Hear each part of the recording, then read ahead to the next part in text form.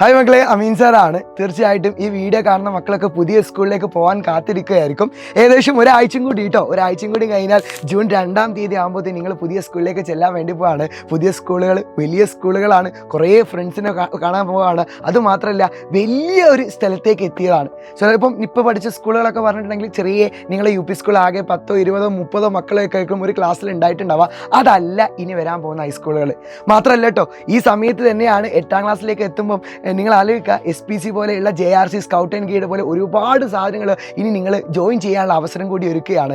ഞാൻ വെറുതെ എൻ്റെ മക്കളോട് ചോദിക്കുകയാണ്, 8-ാം ക്ലാസ്സൊക്കെയാണ്, പുതിയ സ്കൂളൊക്കെയാണ്, എന്തെങ്കിലുമൊക്കെ ഈ 2 മാസമായിട്ട് പഠിച്ചു തുടങ്ങിയിട്ടുണ്ടോ? സത്യം പറയടാ, ഒന്നും നോക്കിയിട്ടില്ലല്ലേ?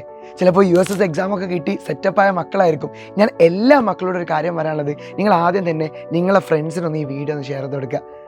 കാരണം ഒറ്റ കാര്യമേ ഉള്ളൂ, ഇനി 8-ാം ക്ലാസ്സിലേക്ക് പോവാണ്. ഒരു പക്ഷേ USS കിട്ടിയ മക്കളായിരിക്കും, അല്ലെങ്കിൽ കിട്ടാത്ത മക്കളായിരിക്കും. 2 പേരോട് എനിക്ക് പറയാനുള്ള കാര്യം ഒറ്റൊന്നേ ഉള്ളൂ.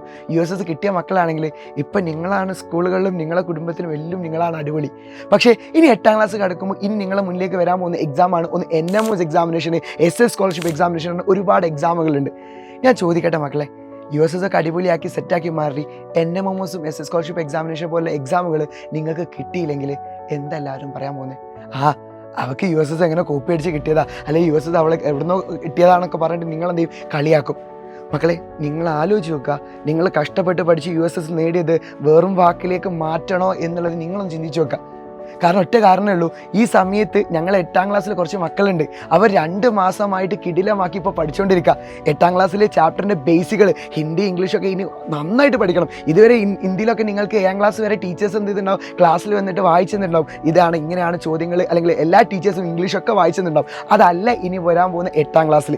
8-ാം ക്ലാസ്സിൽ നിങ്ങൾ ഒറ്റയ്ക്ക് ഇരുന്ന് ക്വസ്റ്റ്യൻ വായിച്ച് ആ ക്വസ്റ്റ്യൻ എങ്ങനെയാണ് ആൻസർ ചെയ്യുന്നതൊക്കെ നിങ്ങൾ സ്വയം തീരുമാനിക്കണം. കാരണം വലിയ ക്ലാസ്സിലേക്ക് എത്താൻ പോകുന്നത്. ആ സമയത്ത് നിങ്ങൾക്ക് മാർക്ക് കുറഞ്ഞിട്ടുണ്ടെങ്കിൽ മക്കളെ, നിങ്ങൾ അവസ്ഥ ഒന്ന് ആലോചിച്ച് നോക്ക്. അതുകൊണ്ടാണ് പറഞ്ഞത്, 2 മാസമായിട്ട് ഞങ്ങൾ തുടങ്ങിയ ബാച്ചിലേക്ക് എൻ്റെ മക്കൾ വേഗം തന്നെ എന്ത് ചെയ്യുക, ജോയിൻ ചെയ്യാൻ നോക്കുക. അതുപോലെ തന്നെ USS കിട്ടാത്ത കുറച്ച് മക്കളുണ്ടാവും. ആ മക്കളോട് എനിക്ക് പറയാനുള്ളത്, നിങ്ങളുടെ വാശിയും ദേഷ്യമൊക്കെ തീർക്കാനുള്ള ഒരു അവസരം ഇനി 8-ാം ക്ലാസ്സിലേക്ക് വരാൻ വേണ്ടി പോവുക. പല എക്സാമുകളും ഇനി 8-ാം ക്ലാസ്സിലുണ്ട്. ആ എക്സാമുകളിലൊക്കെ നമുക്ക് USSന് പോയത് നമുക്ക് അവിടെ തിരിച്ചു പിടിക്കണം. ആ സമയത്ത് നിങ്ങൾ ആലോചിക്കുക, ഇതുവരെയായിട്ട് നമ്മൾ തുടങ്ങിയിട്ടില്ല.